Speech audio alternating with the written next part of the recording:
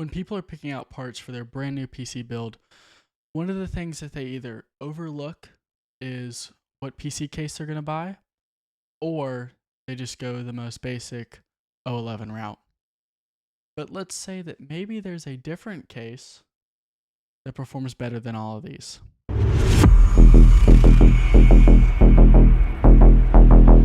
Hey guys, what's going on? It's Chamber here, and today we will be talking about my favorite PC case of all time, the Lee Landcool 216. This isn't like a brand new case or anything. This case probably came out around 2022, so it's been out for a while, but I recently picked one up. I needed a case for my brand new 7800X3D build. That's what's in here right now. And I needed something that was high quality, was going to get great airflow, and I've used the Landcool series before.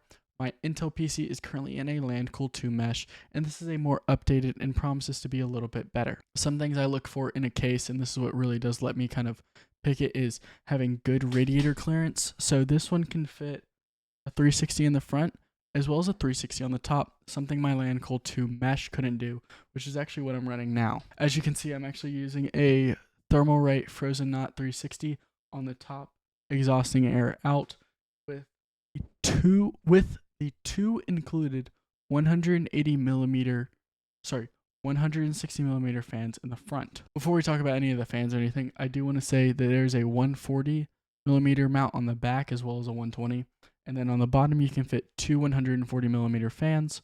So this pretty much has cooling down. It does include 3 fans out of the box. So the 140 millimeter Lee that comes in the back, which goes about 2,000 RPM max. And then it comes in the front on the front, it comes with 160 millimeter fans, which are very big and actually aren't very loud at all, which is the main reason. But as you can tell, they do have a weird kind of border around them, actually making it more about like a 180 millimeter mount. There's nothing really wrong with that. So while we're talking about it still, the way that you actually change the mounting is that on the top and the bottom, there are these rails kind of right here. And they have 3 posts. They have one for like the 180, one for the 140, and one for the 120. So you set it that way. Then you can fit them, and then it kind of makes it a little bit more modular. That's one thing that when you're building in this case, you do notice. It is very modular. You can kind of do a lot of things. So here are some of the things you can move around that you can't on most cases. You can move this power, so front I/O and everything from the top right here to the side, actually. So if you want like a side, maybe out on the desk, you just want to hit it, you can do that. The actual AIO itself comes apart on the side. So let's say you're like taking apart the AIO, you can use 2 screws, lift it up, screw the AIO, screw the fans in, and then screw it back in, just wire it. Makes it a little bit easier than having to like hold up the AIO with the fans. Trust me, something that isn't really fun to do. One of the big things too is a lot of people don't use drives really, they just use M.2 drives.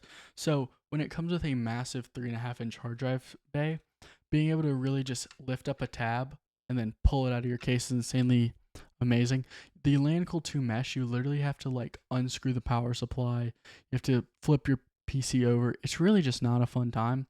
Where with this, I just lifted it up, got it out of there. Also, you can just easily remove the 2.5-inch drives. I'm just not a fan of having like a really heavy PC, so that's why I try to remove everything as much as possible. Which, speaking of weight, let's talk about the back. Notice anything interesting about the back? That's right, it's just metal. The Landcool 2 mesh that I have is glass, and that makes it insanely heavy, especially because there are just cable covers, so you can't really see anything on the back. But let's take it off. Now, I am no cable management professional, which is what makes this cable management so impressive. It has like plastic channels that are kind of like set in, which are really, really nice.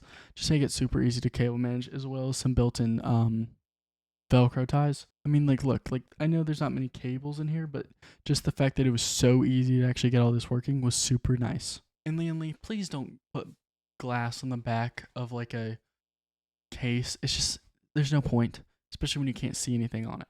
Okay. So that's cool and all, the building experience, but you have a 4090 and a 7800X3D in here. Temperature's going to be hot. So you want to be able to cool as well as possible and just get the best performance. And how does that work? Very well. So I don't have any bottom fans on here. Probably just some like P14 Maxes or P12s. Something like that honestly would be a very, very good idea. Just putting some fans here to allow for airflow.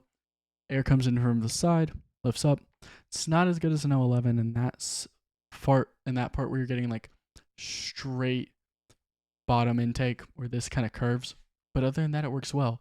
One thing actually is that on the back, it comes with a bracket which allows you to put a 120 millimeter fan and then kind of like snake it through the back of the case. That does let you actually cool down your GPU, exhaust some air, could drop some temps a little bit. I just don't like having like external fans. One thing I do like as well is that you can actually move the motherboard tray itself. So you can go for, it is currently in water cooling mode as of right now. All that means is that the motherboard tray is a little bit lower down. What that does, that allows a radiator like shown here to actually fit. You can also set it in air cooling mode, which kind of lifts it up. If you have bottom intake fans though, always just put it in water cooling mode in my opinion. That way your GPU is closer to the fans. One thing also, this is an ATX board. If I wanted to fit an EATX board, it would actually be super duper easy to actually do that. 2 screws, flip the cable management tray, and then I'd be good. You can fit a lot of fans in here. Some motherboards don't have many fan headers. I've used before like an ITX board in a massive case, and I had to have a fan hub. The one that I got, just the normal LandCool 216, does not have a fan hub. I got the non-RGB version on Amazon. It was like $95. But the RGB one will have it. Now, on Amazon, there's one for $100 that doesn't say it has it or doesn't say it does, so maybe just be careful. But for $120, you have one with an RGB fan controller. Okay, yeah, you're getting RGB fans. Maybe you don't want RGB fans, but for the fan hub on the back, it's worth it. I like having fan hubs just because then I can make sure everything's working together, which is why I am missing my favorite feature on the LandCool 2 mesh that's missing on the 216. On the LandCool 2 mesh, it has on the top a slider, low, medium, and high, and auto, which just allows the motherboard to control it through PWM, that set the fan for you, fan speed. So for example, I set my T30s, which are in that PC, to max 3000 RPM, the highest they can go. So when I set to the low setting, it's about 50% of the power of the fan, so 1500 RPM. Medium is something like 65%, and then high is 100%. So when I'm just, chilling, don't want the PC to be very loud, set to those 1500 RPMs. But then when I'm stress testing, or maybe I'm running a really high game that's pulling a lot of power, I can set it to high and I'm good. That's the one thing that I'm wishing this case had, just because that is such a nice feature, especially when you have headphones on. You don't really care what the fans sound like because you can't hear them. But for like $100, I mean, that's one thing that I can live without. There's BIOS control. There's fan control software as well. I've never used it, but this is the case I'm going to recommend to everybody. This is the case I'm going to say, you need to buy this case. It fits everything you need. It has amazing cooling. You can fit a bunch of fans in here. So if you want to do RGB, you could do 3 RGB here, 3 RGB on the front, 2 on the bottom, 1 on the side.